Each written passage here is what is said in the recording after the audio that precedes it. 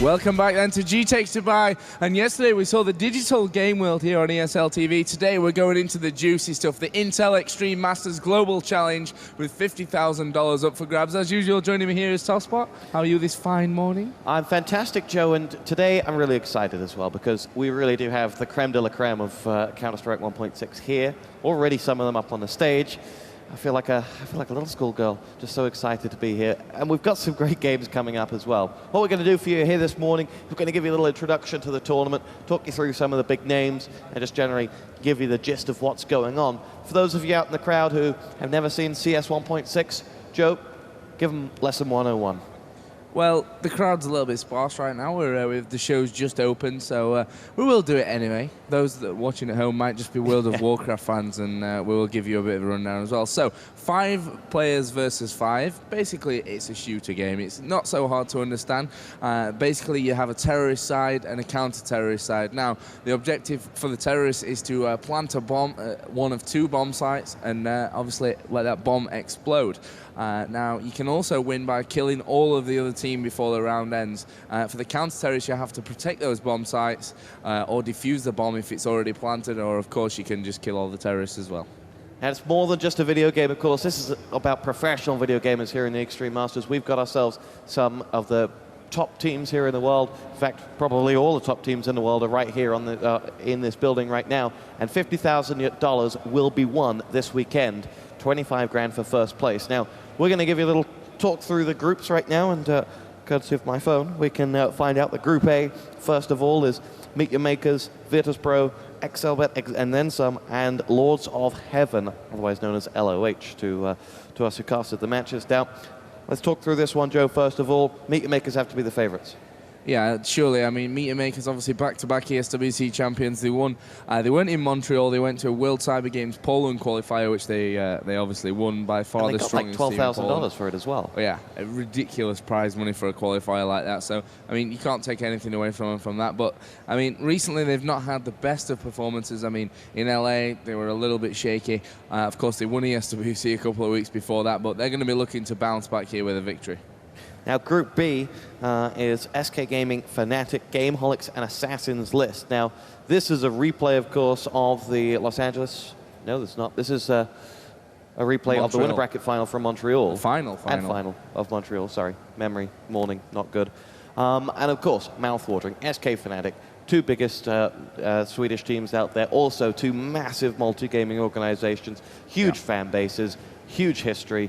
I mean, as the former general manager of Fnatic, how much did you look forward to or fear the match against SK when it came around? Well, I think the point is that even though that group is Fnatic and SK, that is actually the easier group out of the 4. I mean, of course, there is that one big matchup, but essentially, if you win that one, then you're going to have quite an easy time technically. I mean, of course, we still have Assassins list in there who won the Digital Game World Championship, which is a local qualifier for the Intel Extreme Masters here in Dubai, which we've seen over the last couple of days as well. So, I mean, they're by no means a pushover, and they could cause an upset. I mean, I'm not saying they're going to. There are a few things that were wrong, but there are also a few things that were, let's just say, different about the teams that could actually catch these big guns by surprise, I think. And you know what? The neutral in me sort of wants that to happen. I'd love to see Assassins let's pick up a win over one of the big 2 teams, just simply for the upset, just simply for the magic of it all.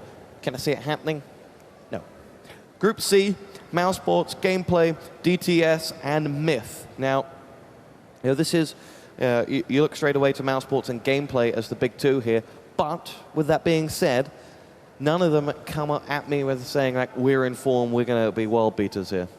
Yeah, I mean, Mousesports haven't won anything major since Intel Extreme Masters Season 2, which was back at CBIT in March. So I think they're going to be looking for a little bit of something to bring the confidence back to the fans. Of course, they're always doing well in the German ESL Pro Series. I mean, that's a given, of course, since they've been in there for years and been dominating it for years as well. But on the international scene, they could really do with something just to give that little bit of confidence back. And that group's a tough one. I think DTS actually beat A-Gaming, who were 3rd at World Cyber Games last year as well, I believe, so in the Ukrainian qualifier this year. So they're no pushovers, and a lot of teams probably will underestimate them a little bit. Now let's talk about Gameplay, of course, because there was a time where you roll back the clock maybe 6 months, and gameplay under the name of Roccat were absolutely huge, and you would press them to be top 3 at any event. Now it hasn't happened. What's changed? They've had a few lineup changes recently, and I think the main lineup changes were kind of just to try and find that form that they had before, but obviously that's missing. It's not the lineup that's really changed that at the moment, but they've also changed the organisation, which in a way can really give you a little bit more of an energy boost, more of a will to win, just due to the fact that you want to impress your new organisation. So I think that they can actually put in a good performance. They were actually very, very solid at the Extreme Masters LA. They were looking very strong in the winner bracket until they eventually were knocked down. But I honestly think that they can surprise at this event as well and do very well. In fact, they beat mTw. Or was it? Yeah, it was mTw, I think, from their group at Extreme Masters LA. So now, in Group D, we have mTw, the winners of the ESWC Paris, Made in Brazil, Team Dignitas, and Impulse. That's the first game we'll be bringing you, mibr versus mTw. If that doesn't wake you up, I don't know what will. Let's talk about this group. 2 big names come straight out of this, then Dignitas and then Impulse. But, I mean, for mibr and mTw, this first match is crucial for them to see how quickly they can get into their stride here. Yeah, it's first match of the day, and it takes a little bit of getting used to, you know. When you've come in, you've sat in that taxi for 10, 15, maybe even longer. I don't know which hotel both of these teams are in, but you know, it could be up to half an hour away, I guess, here. So you've got to get in the taxi here. And don't forget, I think they've been here since around 10:30 a.m. So they've been up since the crack of dawn. And after flying in from Montreal, at least from mibr's point of view, it's quite daunting in the morning, at least. Yeah, I mean, fatigue has to play a part in this. I would be unpatriotic if I didn't mention Dignitas down there as the other team. Now, UK in 1.6, we've never really got together. We've never really had the best of times together. But this Dignitas side, they've got the backing of a fantastic organization, and they're here. What do you expect from them? Is 3rd place just all we can hope for?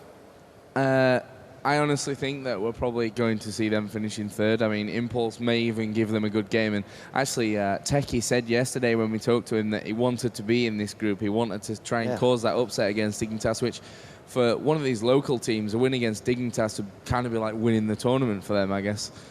So, yeah, I think Dignitas always have some potential to maybe cause somewhat of an upset. But I honestly don't think that we're going to see that, although we said that also in LO and when POV beat mTw, so we never know. Well, that is the groups. For a Counter-Strike fan, it's absolutely mouth-watering. This just, you know, you're looking at the schedule. Oh, that's going to be a good game. Oh, that's going to be a good game. Yeah, we literally have a schedule here with, I think, 6 or 7 games on today, and we were like, oh, wow, that's going to be a great day. Yeah. So, I mean, I'm really looking forward to today. We've got a little bit of other stuff coming up for you in between. In a moment, we're going to head over to the Intel Racing Challenge and the free gaming area and try and bring you a bit of the gist of the event. We're also going to talk in just a second, actually, about yesterday and the Dubai qualifier. And we're going to bring you as much as we can. Also, with all of these pro gamers up here on the stage, it would be criminal of us not to put them on the microphone. So we'll be doing that throughout the day. So we'll give you a full day's entertainment. But before we look forward, let's look back. Yesterday's Dubai qualifier had a thrilling final. Yeah, I mean, we had 2 maps out of the 2, and it was actually really close at some points. Of course, the second map was kind of led away a little bit at the end, and I think the deserved winner won from that one. We saw Impulse a lot on the stage yesterday. A-List, who qualified for the ESWC from the UAE this year as well. I guess you could say they've affirmed their place as, you know, #1 in the UAE.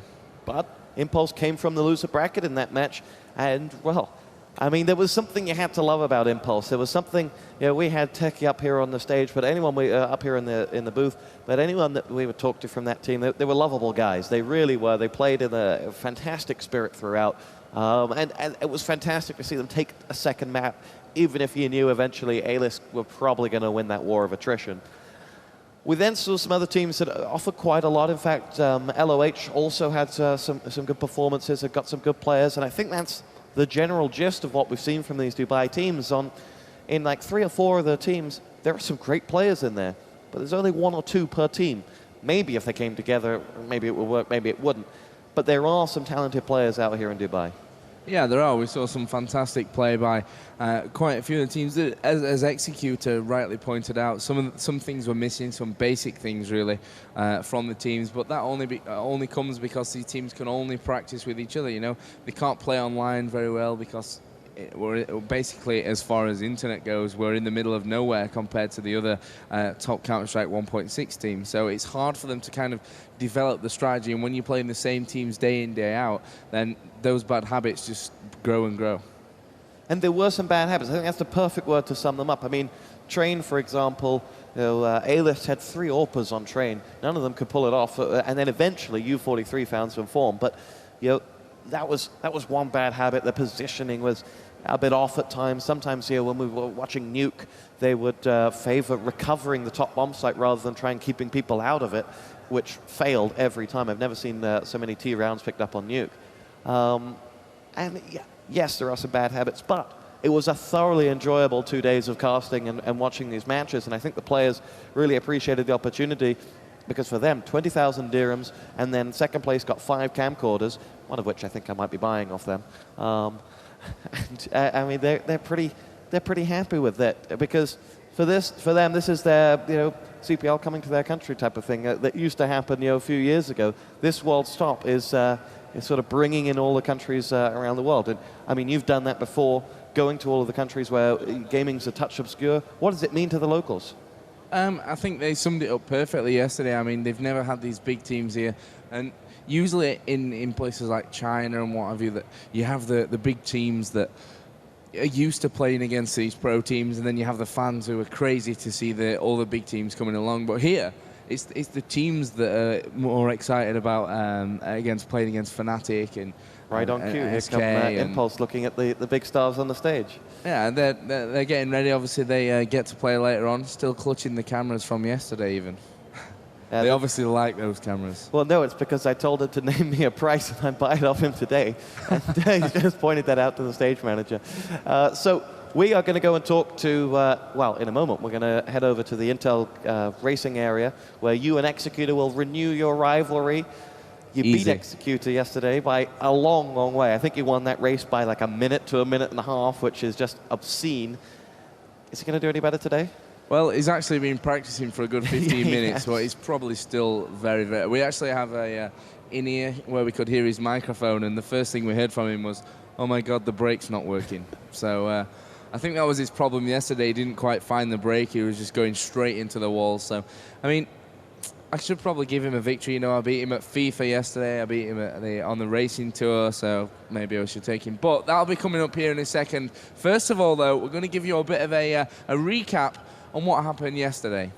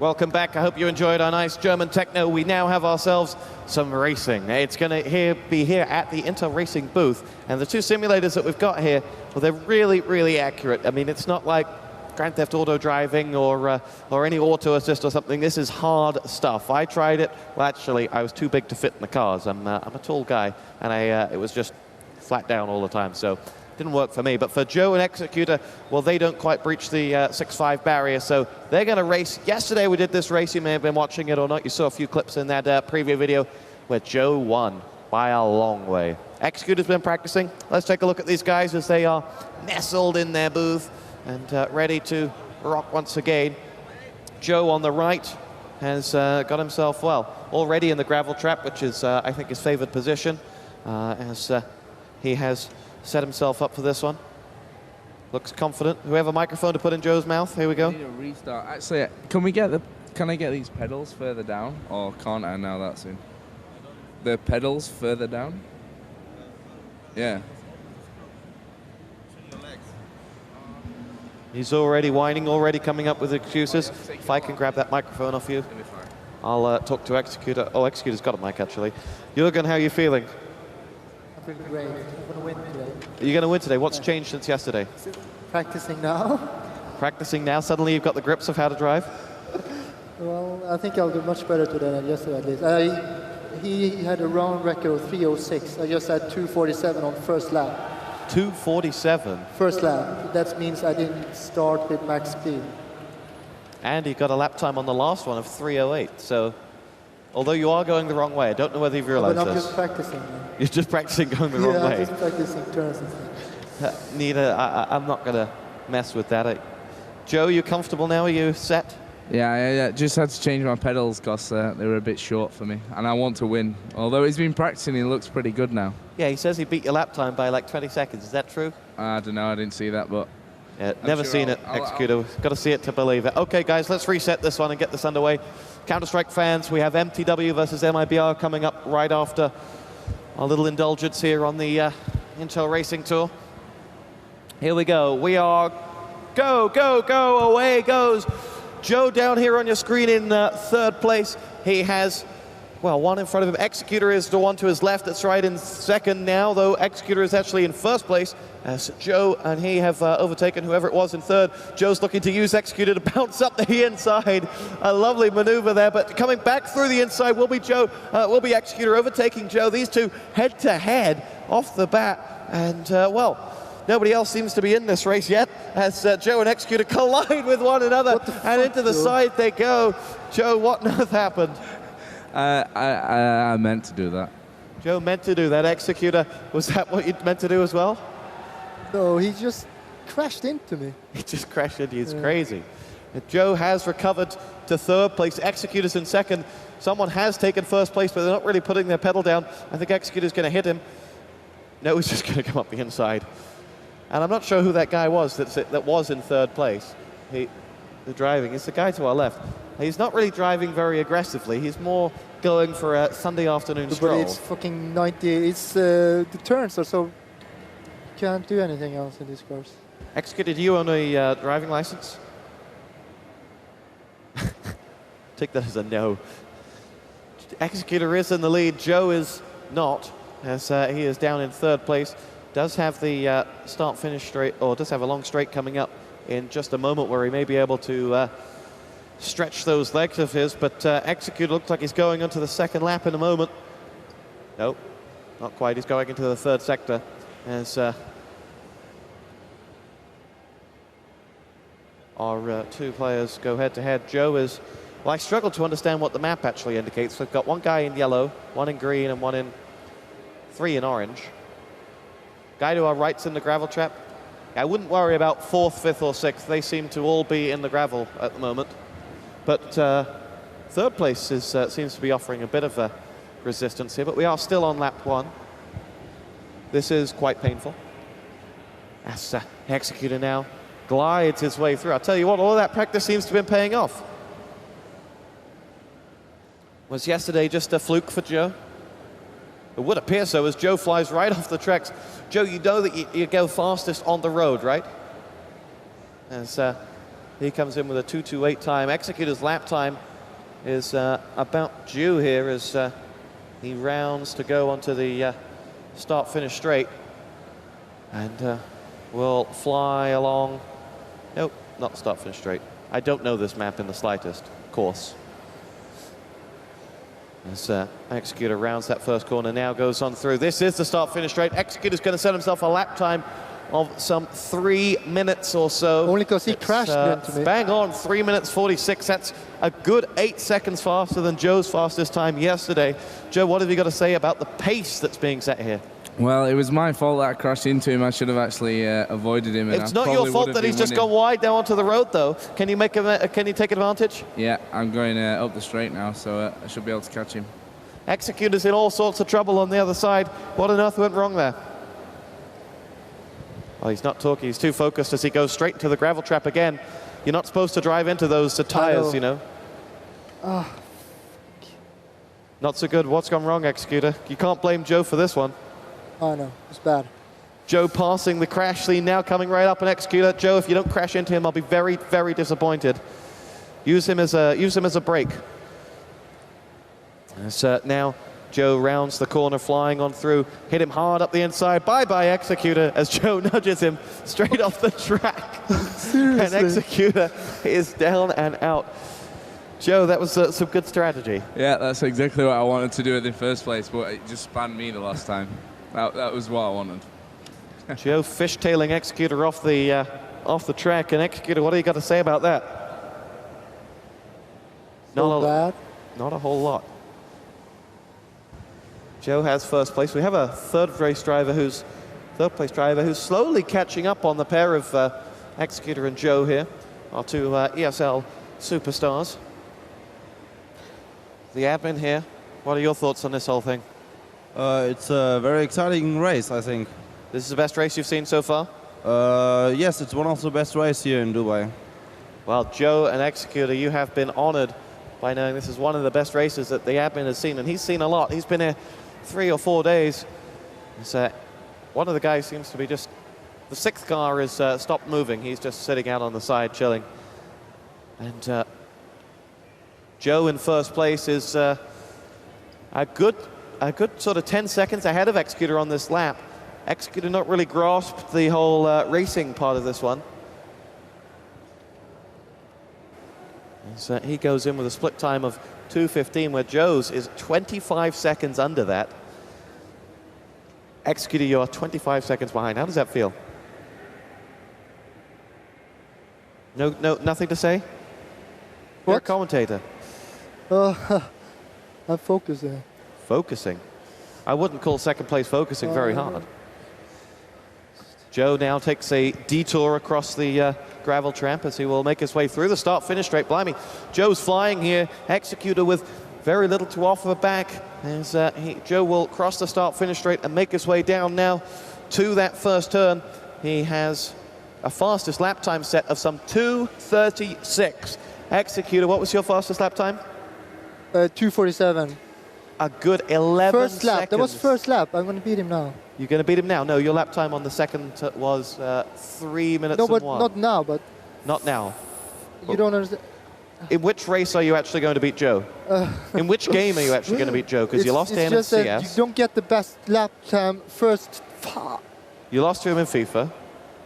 You lost to him in the racing. Oh, Joe goes straight into a back marker who has just been cleaned out. Joe's in all sorts of trouble as he drives in. This is Executor's chance. If he wants to get back in, he's taken first place, and Joe's race has fallen apart. Cleaned into the back marker now, and who's just gone straight into a wall. Executor goes wide, will take first place. I'd love to say that was all because of good racing, but really, Joe with a hilarious detour. What are your thoughts on what happened? Well, he actually crashed into the back of me and knocked me straight off the track. That's just unfair. Isn't that what you did to Executor? Yeah, well, that was actually first and second place, not first and, sixth place? Executor, you're leading. Can you win this race? Oh, yes. Oh, yes. Confident. Joe is hot on her tail, though. And perhaps the nerves will start to show on Executor in a moment. Some said he used to crack in the big finals in Counter-Strike. This the biggest final of them all, the Intel Racing Tour final.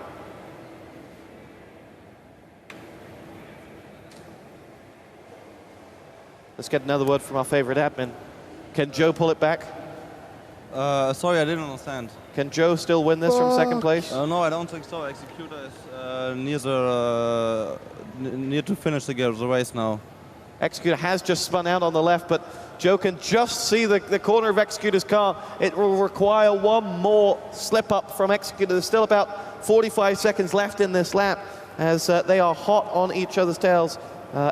Joe's got to overtake a back marker, though, as he will clean him out there. In fact, Joe just doesn't overtake him. Joe drives straight through the lapper. He's still sort of bouncing, though. Finds Executor now on his screen as Joe flies around. Oh, he gave it too much. Understeers on the corner, goes miles wide. Executor goes for a little spin there. Is now going to drive straight past someone who's just sitting on the side of the race. Goes down now into the start-finish straight. Joe's looking for a detour across the gravel trap. He's coming up close on Executor, but it won't be enough. Executor salvages a victory from the jaws of defeat with a new fastest lap time of 2:42. Joe, you had it all and you threw it away. Yeah, I got cheated in that one, definitely. My steering wheel's going crazy. Lucky. So lucky. Executor, were you lucky? So lucky. So very lucky. Executor's got nothing but laughter for this one. What was the secret to your success?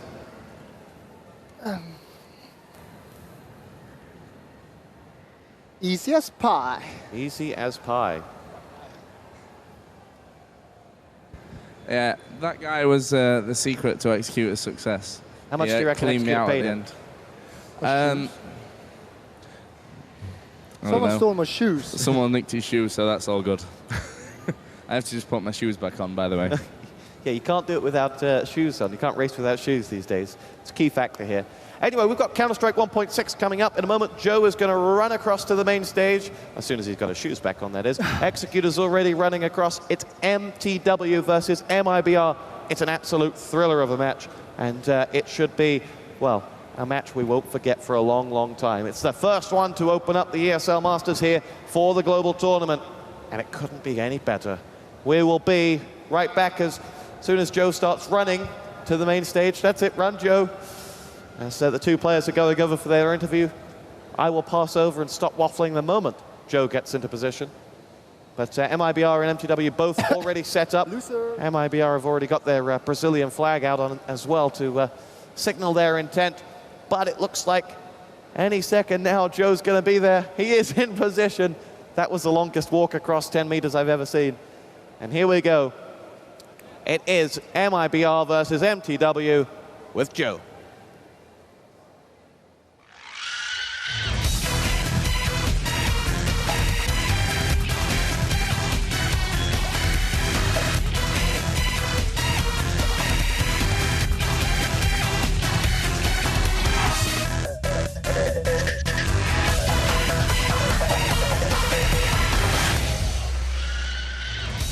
Welcome back to the Intel Extreme Masters Global Challenge from Dubai. And joining me before this game between mTw and mibr is Sunder, the esports Counter-Strike Player of the Year.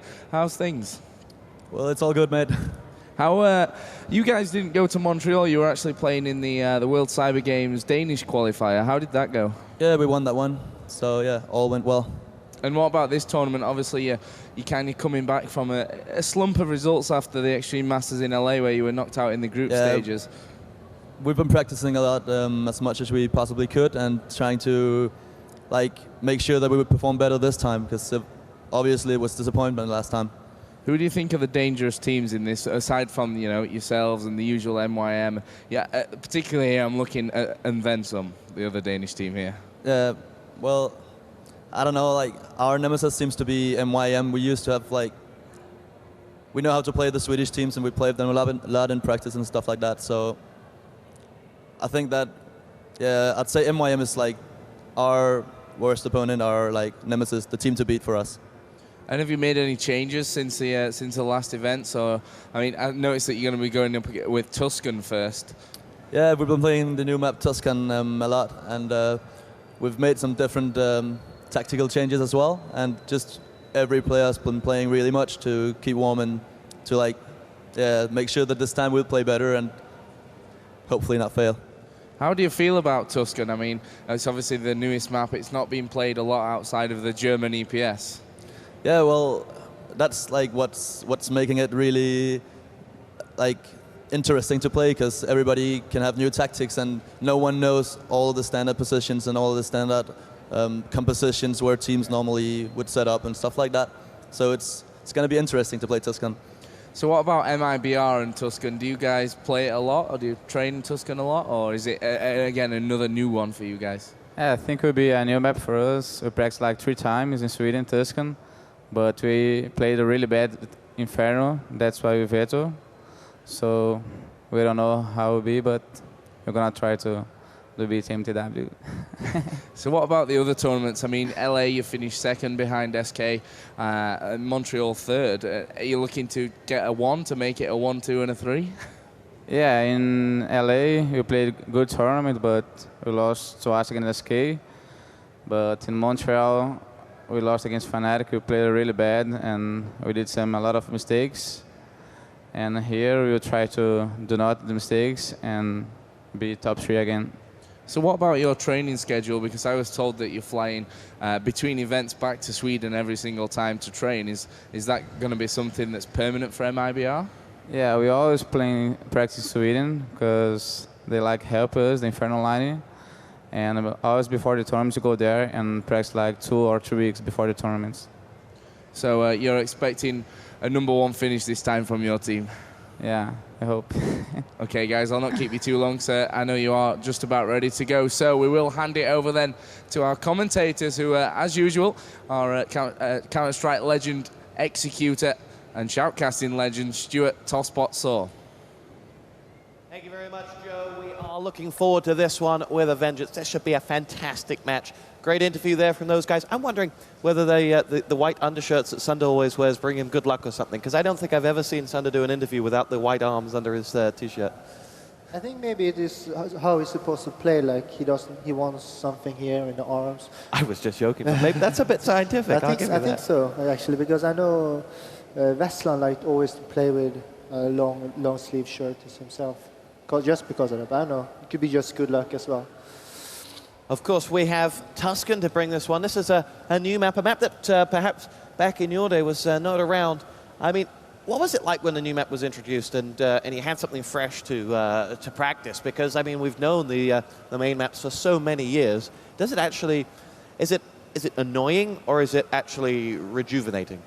When we were playing serious, I mean, we thought it was annoying because we were struggling to load the 4 or 5 maps. We only had like a boot camp to like practice all the tactics, and then they added mill and fire. And I remember we practiced mill some, but fire was in the lower bracket that tournament, so we didn't practice fire. We didn't practice fire, and we ended up having to play fire, but it turned out all right anyways, even though 3 of us had never seen the map. Okay, now I thought we were going to do ourselves some player names. Here we go. This is the mibr lineup. You just missed mTws who were roaming across the screen there. So this is the mibr lineup as soon as we go live. First up is Bit1. There he is. And sitting alongside him is BTT. The man in the middle is the man of mibr, that is, of course, Kogu, the danger man, the AWPer, the flare player. And next to him is FNX. And then last but not least is the one and only Knack. Now for mibr and Kogu, a little anecdote, of course, for you that we mentioned the other day, is that for Kogu, this is not a strange place for him. He was playing football in Qatar, I think it was, 2 or 3 years ago when he quit gaming after the ESWC final against Fnatic. That was his last event, went to play football after that point, and now is back playing again. And of course for mibr as well, who you can see on the right doing the huddle. Half of the year, they're the Rio Sinistro Counter-Strike source team for the CGS. So they certainly are making the most of their opportunities. This is MIBR's pre-match huddle. If I could understand Portuguese, I would certainly do some translating. But it does look like these guys are ready to rock and roll. And this is a crucial match, absolutely crucial. If you look at the rest of the group and you think that MIBR and mTw are basically guaranteed first and second, judging on their reputations and their history, then winning this is going to decide who takes first, who takes second. And that is a phenomenal weight on anyone's shoulders. You know, it's the first match of the tournament. All right, they've just come from a weekend of playing WCG and ASL Montreal, but it's the first match in a few days at least. And that for them should be motivation enough to make sure they get it right from the word go. Executor, talk us about your experience of first match of the day syndrome. Well, coming into a big tournament like this, you know that you need a good start in order to carry on. Like, especially in a group play, every match counts. And if you get the group, and you get an easier time in the playoff stages, and that can make you go even further in the tournament. So I think these guys know how important it is to win this game, because basically this will decide who will win the group, most likely. Now also ongoing in the tournament, there are 4 matches starting at the same time. One of them is going to start a little bit late after this one, so we can join up with that as soon as this one has got to 16, because obviously they have to play all 30 rounds because it was group stage, but you don't want to watch all 30 rounds, you want to see who wins and moves on, and we will move on to another match after we hit round number 16. And well, in a moment we're going to get this game. Are we going into another game in there then after? Here we go, we're getting our 3 restarts for the knife round. Executor, I'm going to press you for your pick for this one. Who's going to win it? Well, since it's Tuscan, it's really hard to predict. I mean, the team who has practiced Tuscan the most will have a clear advantage here, since it's such a new map. And there's, I guess, lots of things teams don't know about and can surprise the other team with that. But that's not good enough. That's not a yes or a no. That's no, but I think MIBR and mTw. I'm going with MIBR on this one, just because of the map. I think it's AVP friendly as well, so yeah. There we go. I'm going to press you every match for a winner. And we'll keep a record, and I'll remind you of them each time. Here we go. Sunder is going to... Sunder and Wimp will pick up the pistol round for mTw, and they will stay on the T side. And for mTw, of course, Executor, the first tournament I ever casted with you, the grand final, NOA PGS, unbelievable. If mTw can repeat that, I'd be quite grateful. Yeah, that was a great game. Too bad MTV lost, though. Well, they were NOA, your former namesake. You can catch that VOD, I guess, on ESL TV. But you look here that when the pro teams wanted to choose side, they actually choose T side here. And it can be because in practices they felt like their T side is strong on this map and that this is an attacking map, you know. Normally you see the winner of the knife round always picking the defensive side, but this time not. So I'm very excited to see how they will do as terrorists on this map. So here we go, pistol round afoot.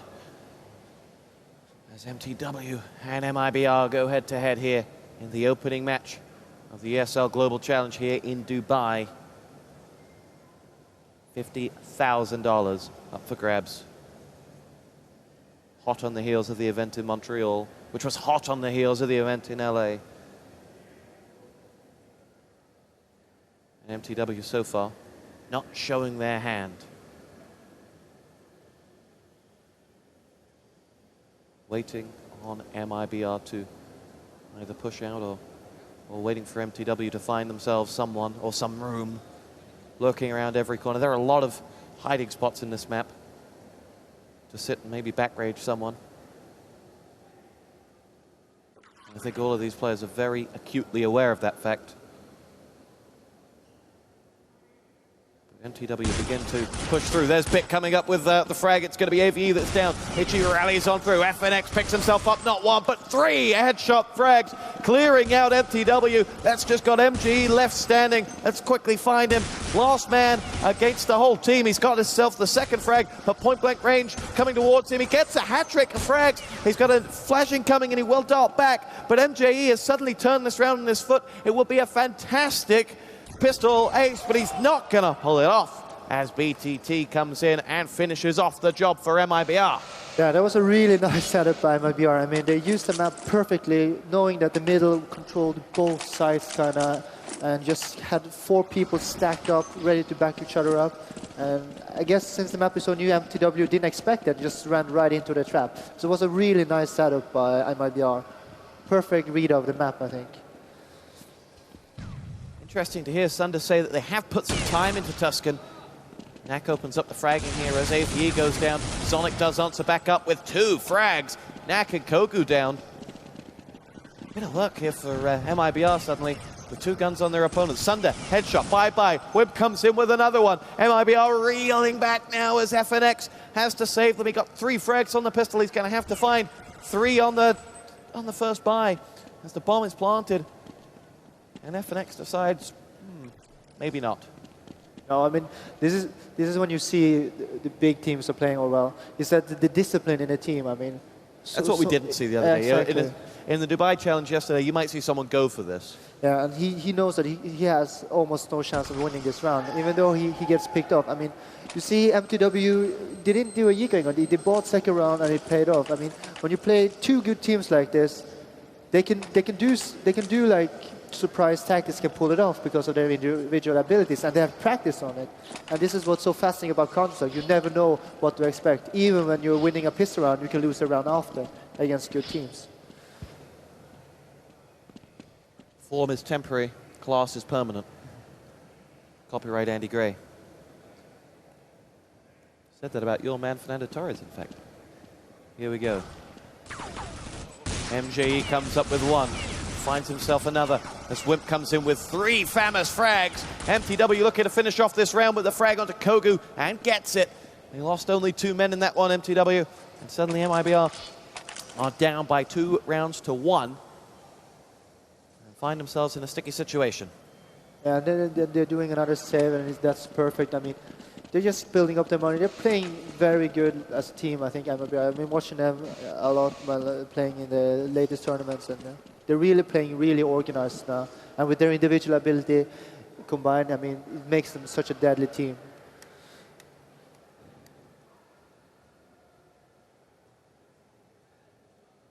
Here we go, round 4.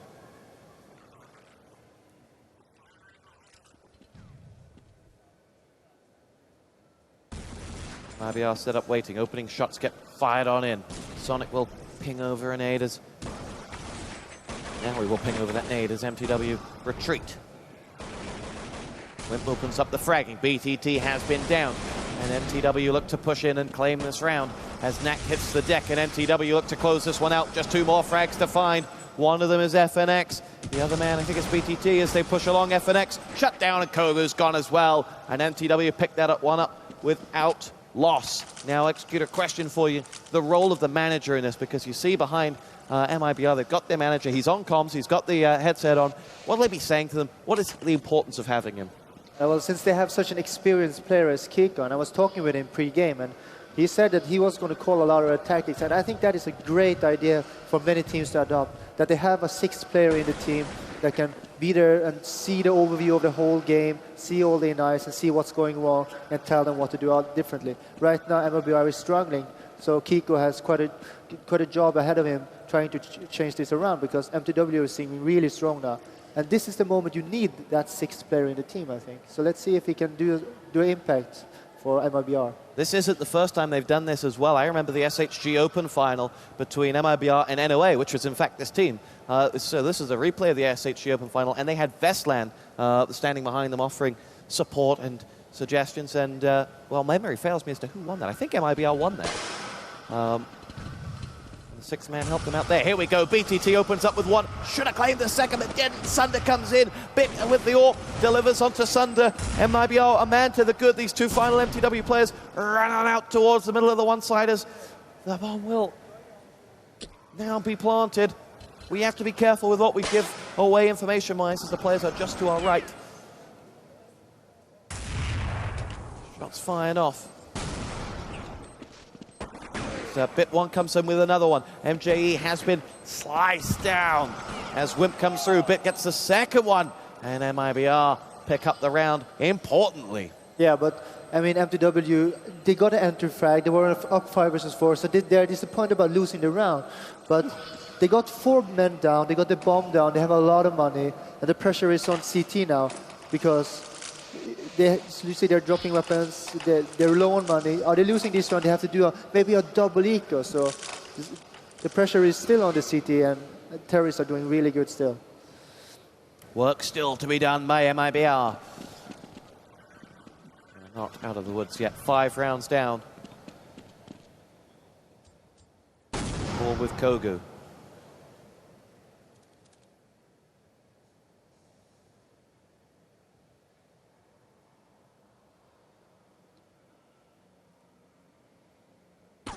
mTw taking their time, but FNX opens up, finds himself a frag there, and Sunder is avenged. We're at 4 on 4.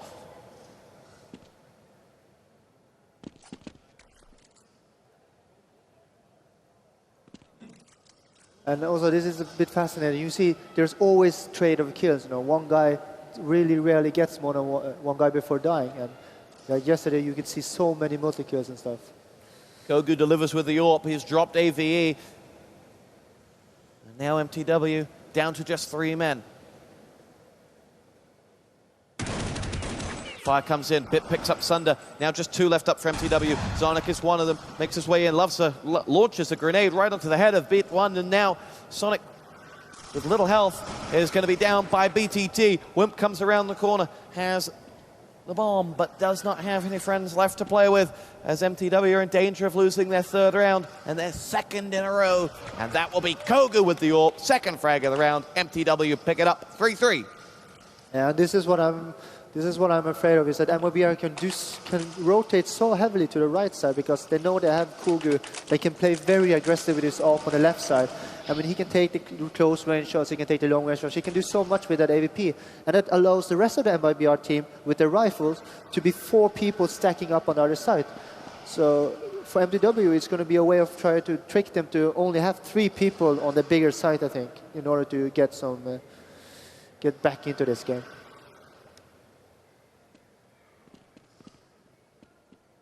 I think they're running double AWP. As Bit 1 scopes up.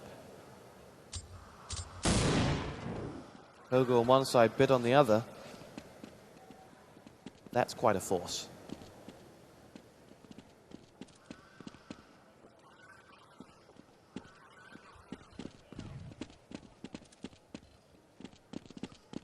mTw now waiting. Trying to feel out to mibr here. Nading in now quickly, haven't found anyone. Flash comes in, and momentarily we should see the push. It's MJE to open up. BTT goes down before FNX hits the deck as well. He did get himself a kill onto Zonic. Sunder looks to find a frag, doesn't. AVE is out. We're at 3 on 3. Quick bomb plant goes in, and mTw now look to defend. Smoke allows Sunder to move. Here we go. Nade flying in, and mTw must still sit waiting, as they have got a strong bomb defense up. And mibr have decided it's too strong for them. Going into that crossfire, risking 2 AVPs, and I called it's like 16K of money right there in just in equipment. So it's a wise decision. I mean, there was a really tough retake there, and they had used all the flashes. They flashed each other accidentally. The time was ticking really fast. It's a good, strong decision by mibr to save out there and have a good chance of winning the next round instead. I think this is some of the differences that we're seeing between the matches that we were seeing yesterday and the indiscipline and the sort of lack of control between today, where the pros are up, and you really are seeing a bit of a masterclass in how this should be played. And now mibr must work. Nat comes up with 2 massive frags, clearing out AVE and Sunder before going down. mibr sat waiting. We're at 3 players on 3 now, as MG will make his way up, and mTw have thrown this round right open as they look to get themselves into this one on... Well, I don't want to say it until it's given away to mTw. That's the problem. Here we go, following MJE. Bomb goes in, FNX is down. Bit now needs to come out and find himself a frag. He doesn't. He sees the dead body that FNX and BTT have delivered for mibr now. And that leaves just 1 left up. It's MJE who goes down. And BTT and mibr take themselves round number 4. We're tied up. And this is going to be a really close game. As this start, they're just taking round by round, and they're winning each one round each all the time. And mibr is playing really safe with their money, and so it's not going to be easy for mTw to get more than one round at a time if mibr is going to keep continuing playing such a tight money system.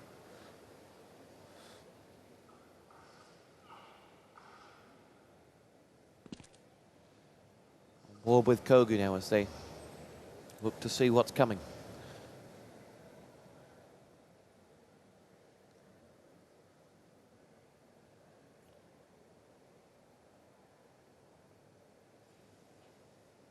mTw lie in wait, but again, lots and lots of cagey rounds, making sure that nothing quick, nothing indisciplined as Sonic will push along now. And mTw for rally on in towards the side. It's going to be Sonic to pick up one. Bit comes in with a frag of his own. And Knack and Bit one advanced back up. Wimp there with an AK headshot is delivered onto Bit. Knack comes back. Oh, MJE with an AK delivers on Kogu now. It's Knack to attack and pick up the round. MJE down and mibr picking up another one. It was such an aggressive play by Knack there. I mean, he looked like a really aggressive player. There's a pause going on there, but you see that, just the way he was challenging constantly, and then even with low HP, just ran out there and tried to kill that guy. And you could see the mTw guy, he did not expect that at all. I mean, bold play by the Knack player, by the mibr player. It paid off this time, but I mean, I was really, yeah, it's putting everything on one card, I guess. mibr playing with a lot of confidence, you have to feel, after some strong performances. Yeah, you can see he was really confident. I mean, it was just crazy to see him running back and forth there with so little HP, challenging. BTT will open up the fragging here, and mTw on a save will now find themselves in dangerous territory. They're going to look, see if they can find a frag or two and deal on that, perhaps.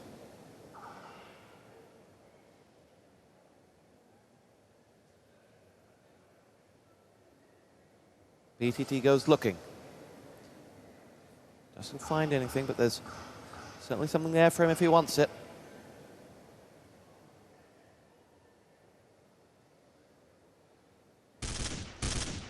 Now he finds himself a frag. Lovely shot onto Wimp. Delivers the third frag and the fourth. Good work from BTT. FNX finishes off the job. And mibr have now opened up a 2-round lead with 5 to go in the half. And a flawless round is exactly what mibr needed. Last round they lost 4 people and they were a bit low on money. Now they win a flawless round. Everybody in the team has 4,000 or more, I think. So they're up for at least 2 more gun rounds, and that is very important for the mibr team. I think they can get at least 10 rounds this half, and it will be very hard for mTw to win this. If we pop up the scoreboard, you can see there lots of frags in this one. Despite the fact that the mibr are winning, mTw have made every round they've lost expensive. AVE and Sunder quickly come up with 2 frags, and mibr down. There's a good frag coming in for a Bit as his Famous clears out MJE. Bit now downed by Wimp, and FNX is 2 on 2. AVE and Wimp for mTw up against BTT and FNX, both on full HP. And BTT's delivered himself the first frag. Let's find Wimp.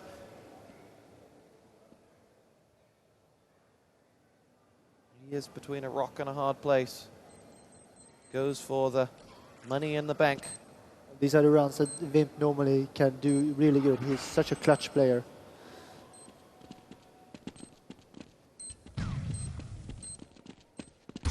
Wimp now.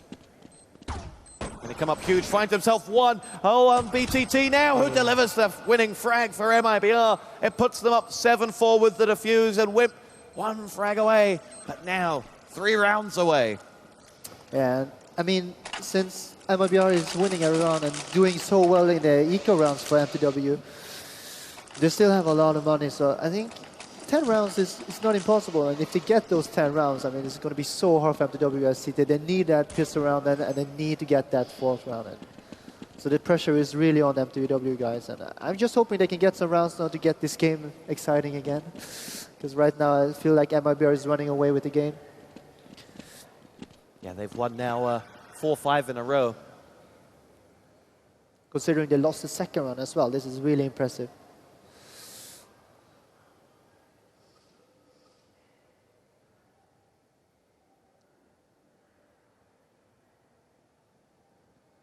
mTw ready to strike. mibr lie in wait. Here we go. MJ will push along, finds himself a frag onto BTT. Sunder's come up with one, and FNX is down, and this is just the start the doctor ordered for mTw. As it will be a two-man advantage, looking to get the plant in and get out of there. Grenade lands right on Kogu's head, but he finds himself the AWP shot, and another one. Lovely stuff, and now it's BTT on the wrong end of that. Kogu's delivering on the other side. AWP shots rattling in from bit one, as he makes his way now in. It's 3-on-3 for the round, pushing along. Once in the side, Kogu comes up. MJE with two huge frags has now got to go one-on-one with Kogu. Oh, he finds it, and mTw pick up the round. Can you believe it? I think Kogu's got to be wondering how he missed that. Yeah, well, I don't think it would have mattered if Kogu killed him because the bomb was ticking pretty fast there in the end. But opening up with those two frags in the retake was huge by Kogu, and that gave them a chance to win that round. And it looked like for a second there that mibr was actually going to win that round as well, and that would have been huge. Right now, you know, mibr, I mean, still, they're doing a save now, so they had a lot less money than I expected, but both weapon rounds, mTw got 4 guys. So I guess that was a factor here that they have to save. Some of their buy rounds, mibr had Famises, which... Yeah, exactly. So even if they win and the eco's good, I mean, if they lose so many, this is how Counter-Strike balance out the teams. It's much more expensive to beat CT than T. So CTs often have to save when they start losing rounds. But, oh. It will open up the fragging. Sunder's been dropped. BTT comes in with one. And, well, 2 frags there. Answered up by MJE, who is a man on a mission. And Snack will push through. Sonic and MJE rack up the next 2, and there's now just Kogu to remaining. Who will dart forward. Probably look to either claim one of the weapons of the dead mTw guys or find himself another frag.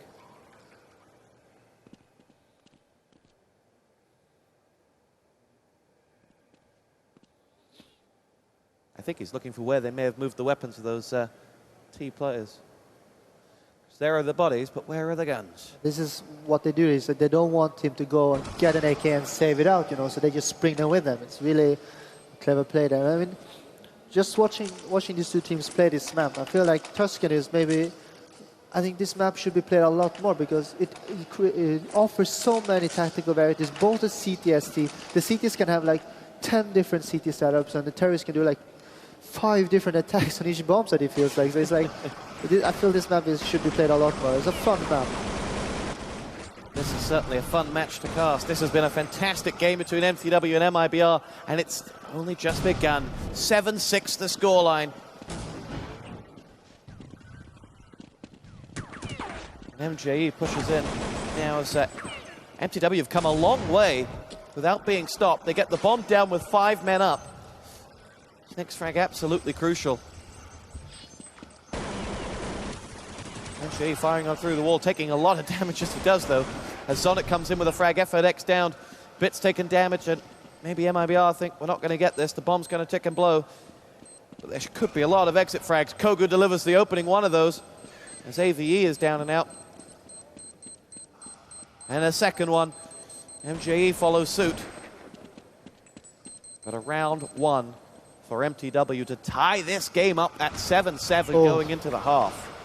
That was unlucky by Sunder there. I mean, maybe a bit wasn't so good done. Well done either. He could have gotten a nice frag there and given even more pressure for mibr before this last round. I mean, all the terrorists should have been going out hunting there because they knew the next one was the last round. Everybody should have a lot of money. They have been winning rounds now. So as many mibr they would have gotten down after the bomb was down, the bigger the chance that they were winning this round, even though it looks great for them anyway. So Kogu opens up with that AWP, but is dropped by AVE. And now FNX will push in. BTT, Famis is down, Wimp. FNX with a Kogu bought M4 is waiting with Zonic down. mTw have 2 players left up. We're at a 3-on-2 here in favor of the defensive side. BTT's got himself another one. That leaves just AVE, last man standing for mTw in this half. This to go in 8-7 up. And AVE has just 11 points of health to do it. Makes his way through, shut down. FNX picks it up, and mibr lead 8-7 at halftime. Good half set by Nak. You bet it was. That was a thriller. Yeah, well, and I mean, just watching the map, I think actually this is slightly terrorist friendly with so many ways of attacking. It's very hard for the CTs to could cover both bomb spots properly.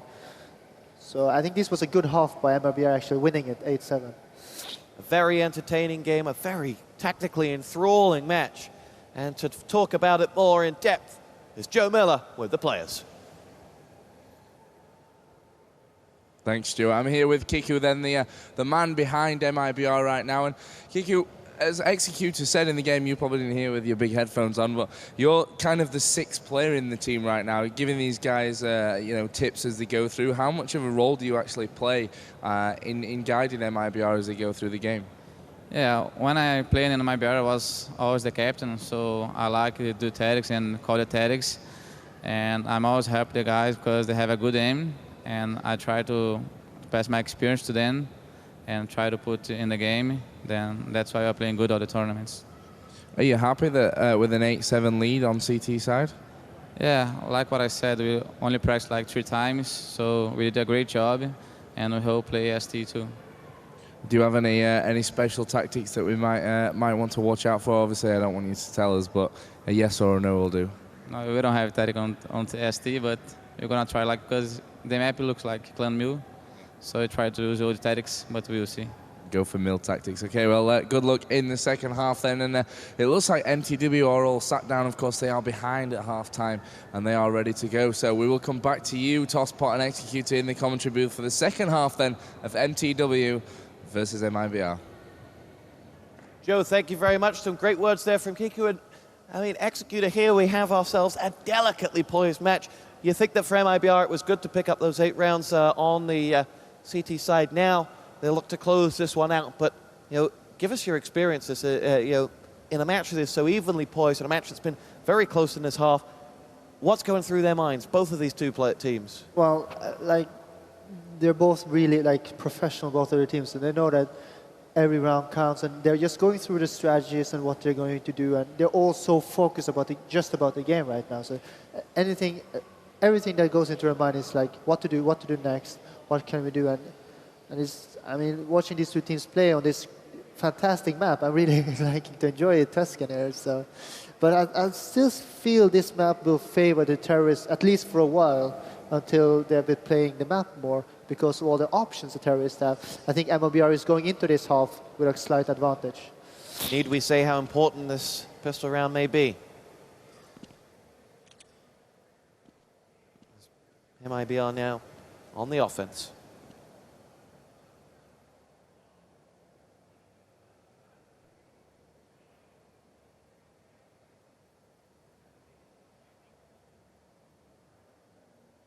Set themselves up, a few shots rattle off in the distance as AVE starts where he left the first half with a frag onto Kogu. Now pushes in, mibr have a man disadvantage as they try to make this way into the number 1 site. They have been spotted. There are 3 of them, or 4, maybe 4 as they make their way forward. Bomb has been planted, and FNX has opened up their fragging, and now there's another one coming in as MG darts around the back, gets himself a frag, but FNX couldn't avenge. He must do now, coming in from that back door. AVE's got himself the frag onto bit 1, and FNX is in all sorts of trouble as he tries to pick up the round, but mTw will claim it, and will claim themselves an all-important leveling round. Yeah, I mean, and this is how I've been playing Tusk a couple of times actually, and this is how you should play CT and pistol round at this round. Is mibr did a nice stack mill. I never thought about that, but you can do that. It was a really nice stack. But playing passive in the big side, just letting the USP work with the long range against the Glocks, just perfect play. I mean, and it's going to be, the pistol round is really hard. I think attacking the big side on pistol round is not that smart as terrorist. Wimp comes in, finds himself one. AVE and Wimp will help themselves to all 5 frags. And mibr didn't even cause a scratch. And the Glocks on this map, it's difficult. I mean, I like much better the mTw doing the Deagle that second round. They bought Deagle since they didn't get the bomb down or anything. They knew that they had to do 2 echo rounds. But mibr got the bomb down, so they opted for a full save by 3rd round. And this is textbook play, and this is exactly how you should control the money.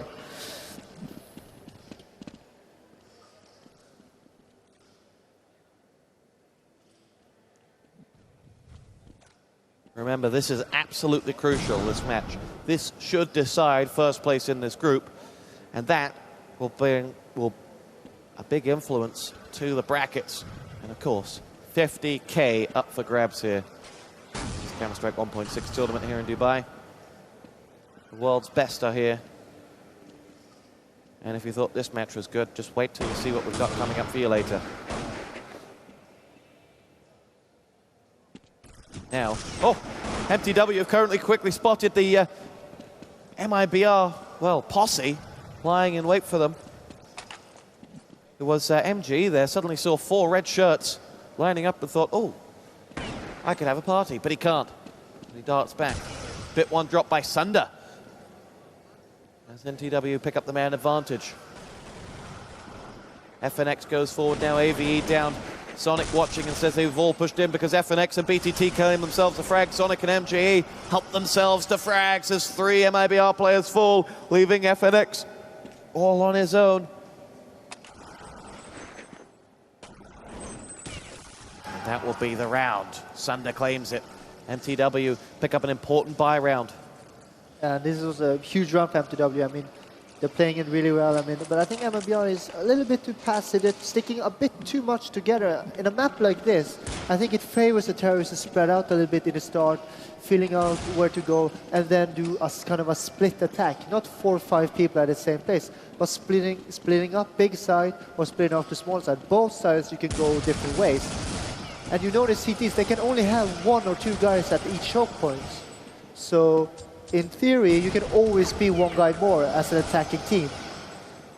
So I think this map favors more of a diverse attack with multiple entry points for the attacking team.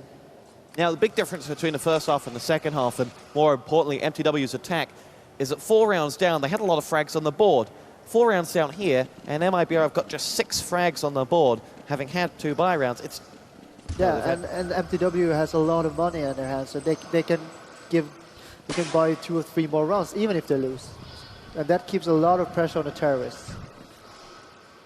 mibr need to pick this one up as mTw sweep through the map. 4 players now ready to rock and roll as mTw go looking. Bomb planted by BTT. Wimp ready to make entry with 4 mibr players. They hold back. Now mibr waiting on this push coming. They're currently holding mTw at bay now. And as the bomb ticks away, that's only good news for the Brazilians as Knack comes in with 1. And that's good news for the Brazilians. BTT picks up 2 frags. Bit finishes off the job. And that's 4-1 mibr with a crucial round on the board. Yeah, and this is here you saw the difference between mibr's first weapon round and mibr's second weapon round. This time they spread out and they did a fast attack on the bigger side, splitting up, going middle, going left. And I mean, for a CT, it's so hard to defend on this map against that. And I think they should just keep doing a strategy like this, and they will run right over the CTs.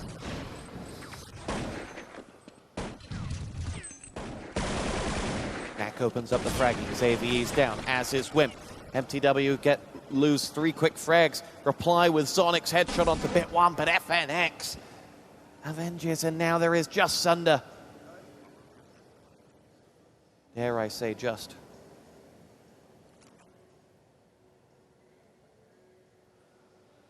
He'll find himself the frag onto FNX, and although that gives his position away, he's got 3 more he's got to find on this one. Just trying to get some kills, trying to survive. It's a hard fight to survive these days, out in the wilderness. He spies himself 1, makes himself a lovely headshot onto Kogu. Sunder with some fragging practice. Now the round is over. 4-2. That makes the overall score 11-10. mTw has to do a save round with one call, and I mean, this is going to be very important for them to get at least 2 or 3 of the terrorists to keep the pressure up, because Sunder did an excellent job last round. Even if he was 1 versus 4, he got 2 kills down, 1 guy died by the bomb. So that meant 4 terrorists down that has to buy weapons again. Kogu picks up his first frag of the half. It's quickly taken away from him, though, as he gets a team kill. MJE and Sunder help themselves to 2 more, and mibr's attack has fallen by the wayside here. And the bomb's been isolated as well. And the final 2 mibr players have got a big job on their hands here if they want to rescue this round. They make their way through, and 3 players line up the frags. They get 1, and there's the second. And that is that. mibr caught there. Yeah, and with Kogu doing the team kill there, he has $1,500 right now, so they cannot buy. They have to do 1 save. And 1 save is maybe not even enough because of that team kill. So, oh, they're not saving. Okay. Now that second round, that's his first frag in 7 rounds. You see, they're low on money. They're just buying now because they know they need to get rounds.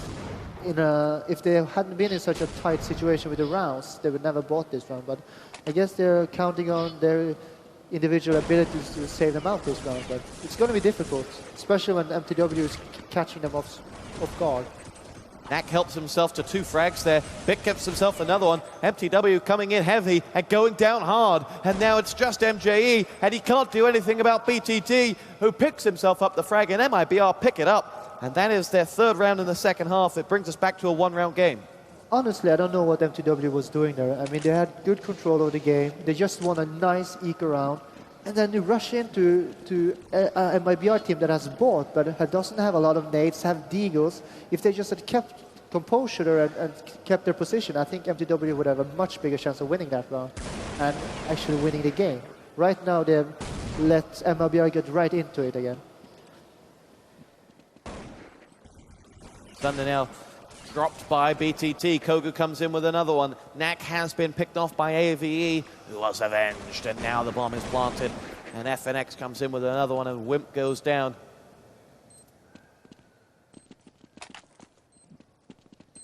And mTw, they lose this, they lose their lead, and we're all tied up once again after an 8-7 first half. Puts us up at 12-12 when mibr picked this one up, and that is that. Round over. 12-12. This is an absolute thriller. Yeah, but I feel like mTw kind of gave those 2 rounds too easily away. I mean, I can see how you can reason about getting a push like that to be sound, because it's difficult to play CT on this map, and sometimes you have to take a risk pushing up 4 people. But not at that round. There was a wrong time to do it, and I think mTw knows this.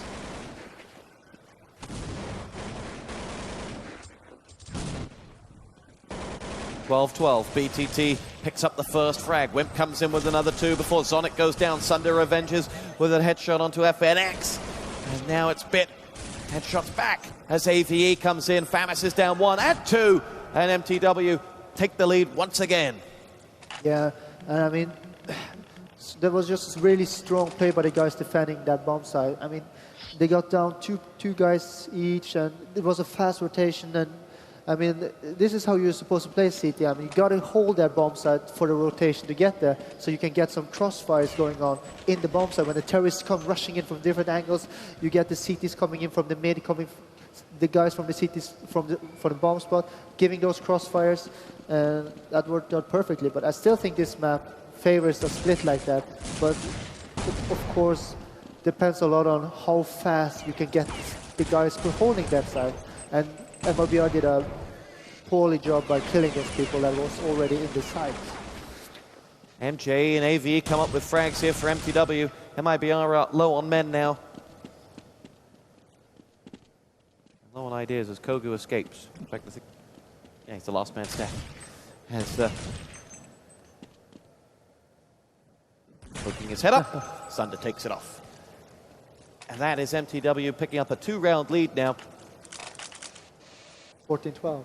14-12 the score. Time for mibr to win a round. Right now.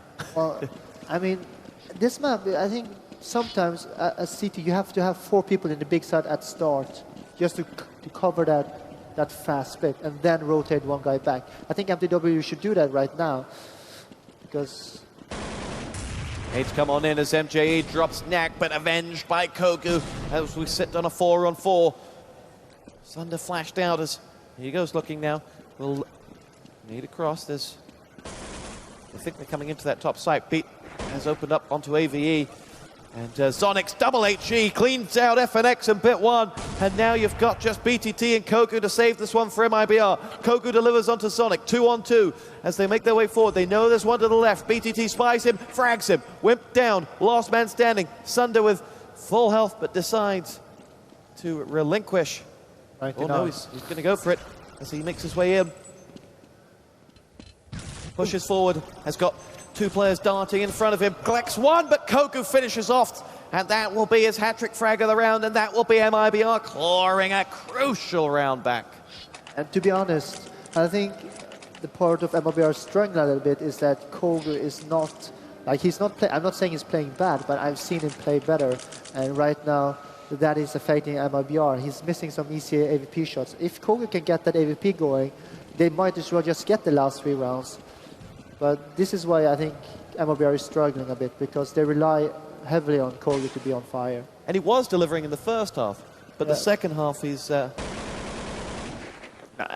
didn't play that good at CT either. I mean, right now I feel like we're a bit hard on Kogu, but he is such an important player, you know, that you should expect him to do a more impact of the game for mibr right now. Well, he's going to have to come up with a big impact here because he's last man standing, and he's not standing anymore. And BTT and Kogu down. And this is what I'm saying. I mean, if Kogu had been on top of his game, he would have gotten those hit kills and maybe got that round, you know. And that is the difference for mibr now and mibr when they're at their best. Match point mTw, 3 of them. 2 of them. Here we go. Nades flying across. mibr know that we've got to pull something out of the bag here, and they certainly do with the opening frag, but MJE comes up with 2 more of his own, and Zonic now will lay in some fire. Knack does come back with 2 frags, but BTT down by Zonic, and now that leaves just Knack 1-on-2 to save the match for mibr. All eyes on Knack.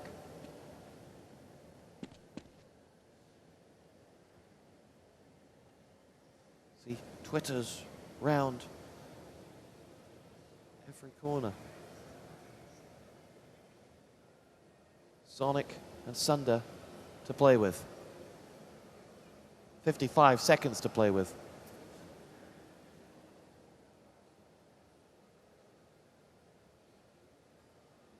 The clock ticks away as Knack and mibr's hopes fall away, and mTw pick up the round. They have to play out the final rounds because it is group stages, but mTw are going to take themselves a fantastic win here. They really did put up a glorious second half CT defense. Yeah, I mean, they played it perfectly, but I think, as I said, mibr should have done a lot better as terrorists in this map, but not only the Kogu factor that he didn't hit his op shop as well, but the choice of strategies they did was, what can I say? I think they can work on their terrorist tactics on this map. So we have joined another match that's ongoing here.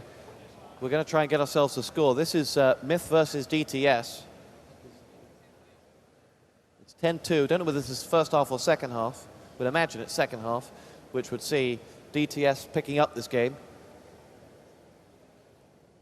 Handshakes on the stage. I don't think they are going to play out the final rounds of this game. They know how crucial that match was, and mTw have picked it up. DTS are 10-2 up in the second half.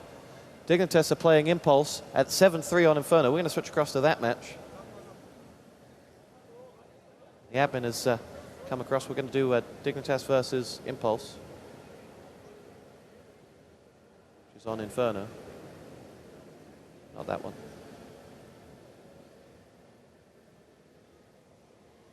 That's Sunder on your screen there.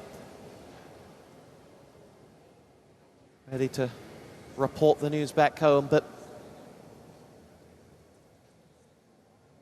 don't know whether in the meantime we want to get a word with the winning team.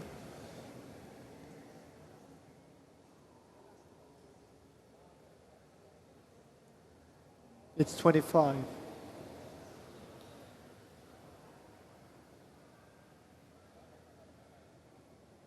What is 25?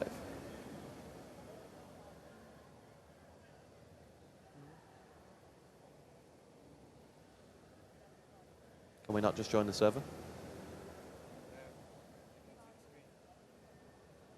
Oh, okay.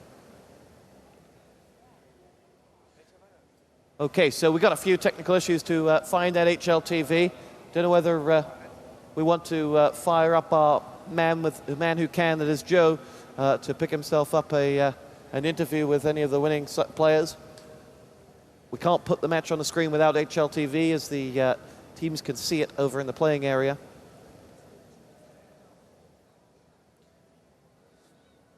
So we're going to talk to Joe in just a second, and he's going to get ourselves a word. Dignitas versus Impulse is looking good for Dignitas in the half that we can see. CT on Inferno, they lead 10 rounds to 3.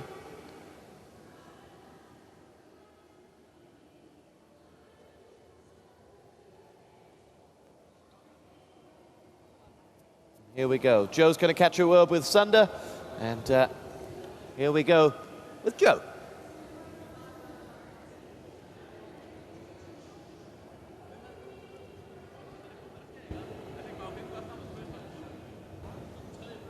Thanks, Tosspot, and a little bit of a delay in between that switch there, but we'll live. And I'm here with Sunder then, of course, of mTw, and Counter-Strike Player of the Year, I might add, as well. We were seeing that video yesterday during the games.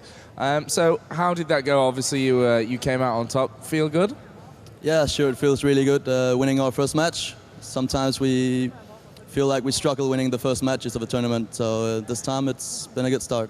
So mibr said they practiced Tuscan about 3 or 4 times now. You said you'd done a little bit more than that. Do you think that was obviously worth it?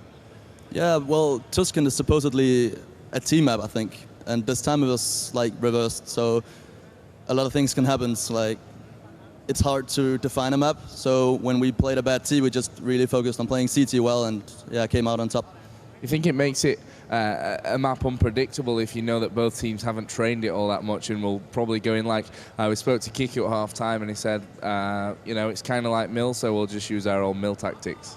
Yeah, well, yeah, you said it. It's really hard to predict the map and to predict the outcome of each half. So I'm just glad we came out on top, and that's what counts in the end. Okay, congratulations. We'll have a word with Kiku if we can, if we scoot over here.